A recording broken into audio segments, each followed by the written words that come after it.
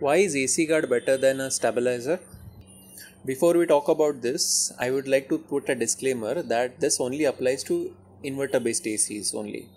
Why? Because the inverter based ACs, the power supply gives a constant supply to the internal mechanism. And the range of this power supply is 170 to 270 volts. And you give any voltage between this, nothing happens to the power supply. And the power supply that the internal components gets is a 5 volt or a 12 volt depending on the system. It's a very stable supply. So you don't actually require stabilizer for stabilizing the voltage. You require a protection device, and that's where AC guard comes in. So how is AC guard better than a stabilizer?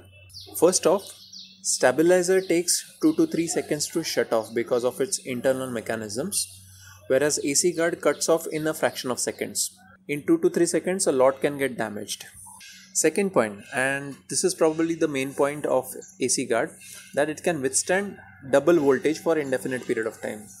That is, it can withstand 440 volts for indefinite period of time. And lastly, AC guard has a very little self-consumption, which is probably high in the case of stabilizer.